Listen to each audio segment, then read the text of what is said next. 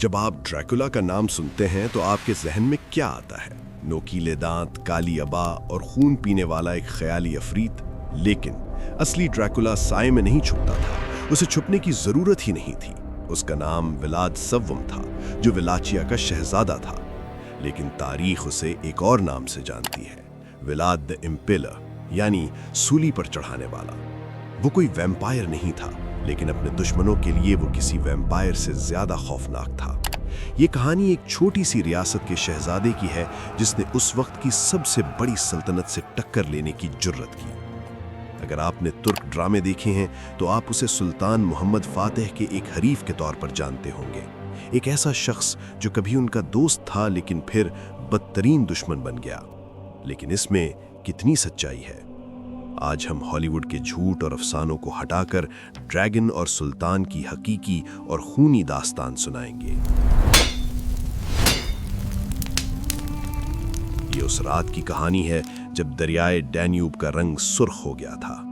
اس درندے کو سمجھنے کے لیے ہمیں اس کے بچپن کو سمجھنا ہوگا۔ ولاد 1431 میں پیدا ہوا۔ اس کے باپ کا نام ولاد ڈراکل تھا، جس کا مطلب ہے ڈریگن۔ لیکن ولاد کا بچپن کسی شاہی محل کے عیش و آرام میں نہیں گزرا، بلکہ ایک سنہرے پنجرے میں گزرا۔ جب ولاد صرف 11 سال کا تھا، اسے اور اس کے چھوٹے بھائی راڈو کو یرغمال بنا کر سلطنت عثمانیہ بھیج دیا گیا۔ یہ اس دور کا رواج تھا تاکہ ان کا باپ سلطان کے خلاف بغاوت نہ کر سکے۔ یہیں ادرنا یعنی ایڈرنے شہر میں ولاد کی ملاقات اس شہزادے سے ہوئی جو مستقبل کا فاتح بننے والا تھا، یعنی سلطان محمد فاتح۔ ڈراموں میں اکثر دکھایا جاتا ہے کہ وہ بچپن کے گہرے دوست تھے، لیکن تاریخ بتاتی ہے کہ وہ دوست سے زیادہ رقیب تھے۔ تاہم یہ سچ ہے کہ دونوں نے ایک ہی جیسی تربیت حاصل کی۔ انہوں نے منطق پڑھی، قرآن کا مطالعہ کیا، زبانیں سیکھی اور سب سے بڑھ کر جنگ کا فن سیکھا۔ جہاں اس کا بھائی راڈو عثمانی کلچر میں گھل مل گیا، وہیں ولاد کے اندر نفرت کی آگ جل رہی تھی۔ اس نے وہاں رہ کر عثمانی فوج کو بہت قریب سے سمجھا۔ اس نے ان کی جنگی چالیں سیکھیں، ان کی نفسیات سمجھی اور ان کے ڈر کو بھانپ لیا۔ اسے اس وقت معلوم نہیں تھا، لیکن وہ اسی ہتھیار کو تیز کر رہا تھا جسے وہ ایک دن سلطنت عثمانیہ کے سینے میں گھونپنے والا تھا۔ 1456 تک ولاد واپس ولاچیا آ چکا تھا اور تخت سنبھال لیا تھا، لیکن دنیا بدل چکی تھی۔ اس کا پرانا ساتھی سلطان محمد اب قسطنطنیہ یعنی استنبول کا فاتح بن چکا تھا۔ وہ پوری دنیا کا طاقتور ترین حکمران تھا۔ جنگ کی شروعات ہمیشہ کی طرح ٹیکس اور خراج سے ہوئی۔ عثمانیوں نے جزیہ ٹیکس اور اس سے بھی زیادہ تکلیف دہ مطالبہ کیا، بچوں کا خراج، تاکہ انہیں ینیچری فوج میں شامل کیا جا سکے۔ تاریخ میں لکھا ہے کہ جب عثمانی سفیر ٹیکس لینے آئے تو انہوں نے ولاد کے سامنے اپنی پگڑیاں اتارنے سے انکار کر دیا اور کہا کہ یہ ہمارا رواج ہے۔ ولاد نے مسکراتے ہوئے کہا، اگر تم میرے احترام میں پگڑیاں نہیں اتارو گے تو میں اس بات کو یقینی بناؤں گا کہ یہ ہمیشہ کے لیے تمہارے سروں پر ٹکی رہے۔ اس نے ان کی پگڑیاں کیلوں سے ان کے سروں میں ٹھونک دی۔ یہ صرف سزا نہیں تھی، یہ سلطان محمد فاتح کو براہ راست پیغام تھا، جنگ کا اعلان۔ سلطان کا غضب دیکھنے والا تھا۔ انہوں نے ایک عظیم الشان فوج تیار کی۔ بعض مورخین کے مطابق 60,000 سے 1,00,000 فوجی۔ ولاد کے پاس بمشکل 30,000 سپاہی تھے۔ اگر وہ آمنے سامنے کی جنگ لڑتا تو 1 گھنٹے میں ختم ہو جاتا۔ اس لیے اس نے جنگ لڑی ہی نہیں، اس نے جلی ہوئی زمین، سکارچڈ ارتھ کی حکمت عملی اپنائی۔ اس نے اپنے ہی گاؤں جلا دیے، کنووں میں زہر ملا دیا، جانوروں کو مار دیا۔ جب عثمانی فوج آگے بڑھی تو انہیں بھوک، بیماری اور خوف کے سوا کچھ نہیں ملا۔ اور پھر وہ خوفناک رات آئی، 17 جون 1462۔ یہ وہ تاریخ ہے جو ولاد کو ایک جنگی جینیس ثابت کرتی ہے۔ عثمانی فوج دارالحکومت تارگو وشتے کے باہر خیمہ زن تھی۔ فوجی تھگے ہوئے، بھوکے اور اندھیرے سے خوف زدہ تھے۔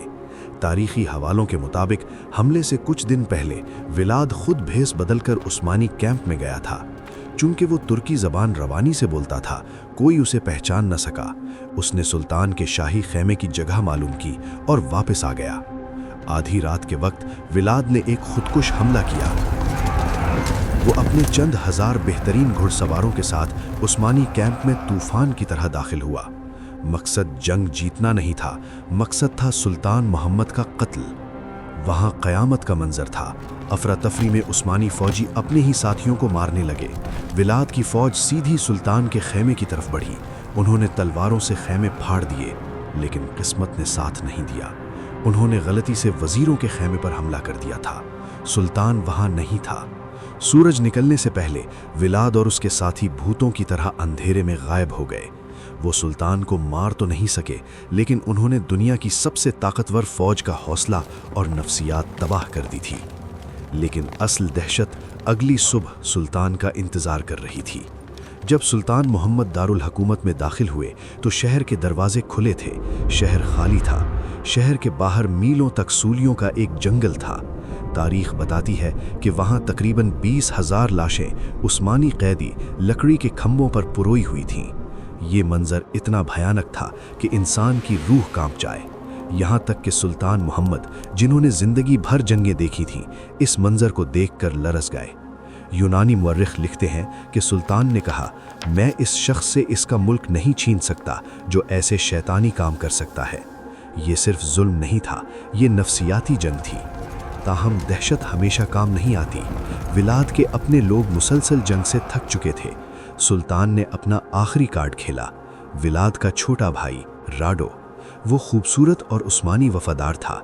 जब राडो को सुल्तान की हिमायत मिली तो वलाचिया के उमरा ने विलाद का साथ छोड़ दिया और राडो को अपना हुक्मरान मान लिया। विलाद को भागना पड़ा।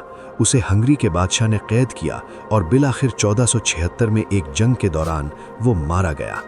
कहा जाता है कि उसका सर काटकर शहद में महफूज किया गया और इस्तंबुल भेजा गया, इस बात के सबूत के तौर पर कि ड्रैगन आखिरकार मर चुका है। तो फिर वो कौन था? एक नफ्सियाती मरीज, एक जालिम दरिंदा, या एक ऐसा हीरो जो अपने मुल्क की आज़ादी के लिए आखिरी हद तक गया?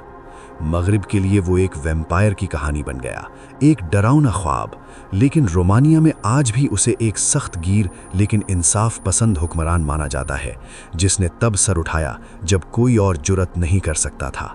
वो खून नहीं पीता था, लेकिन उसने इतना खून बहाया कि तारीख के पन्ने हमेशा के लिए सुर्ख हो गए। वीडियो देखने का शुक्रिया। अगर आपको तारीख की ये हकीकत पसंद आई तो सब्सक्राइब करना मत भूलिएगा।